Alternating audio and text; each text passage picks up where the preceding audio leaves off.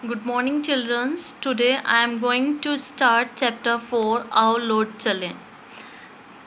हरिशंकर एक किसान है, उसके दो बेटे हैं गोपी और गोविंद। तो हरिशंकर कौन है? एक किसान है और उनके दो बेटे हैं गोपी और गोविंद। गोपी बड़ा बेटा है तथा गोविंद छोटा है। हरिशंकर दोनों बेटों की आदतों से बहुत दुखी थे।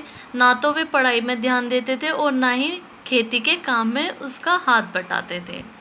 तो गोपी बड़ा तथा गोविंद छोटा है। हरिशंकर दोनों बेटों की आदतों से बहुत ज़्यादा दुखी थे, क्योंकि ना तो वो पढ़ाई पर ध्यान देते थे और ना ही पापा के साथ उनकी खेती में हाथ बटाते थे। स्कूल में अध्यापक उनसे रुष्ट रहते थे और घर पर माता पिता।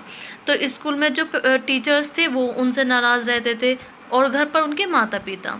उन्हें दोनों जगह डांट खानी पड़ती थी। वे अन्य बालकों को कक्षाओं में पढ़ते देखते तो उन्हें अपने ऊपर दुख होता। तो उन्हें दोनों जगह डांट खानी पड़ती थी, स्कूल में भी और घर पर भी।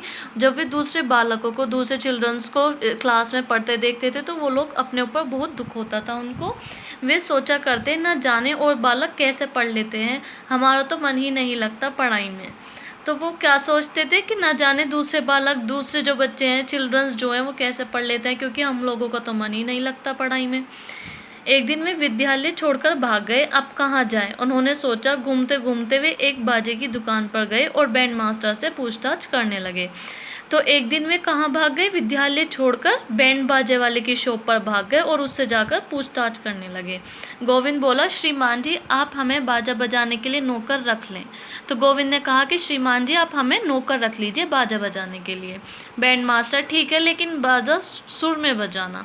उन्होंने कहा कि बाजा सुर में बजाना। गोविंद तुरही उठाता है और बेसुरी बजाने लगता है।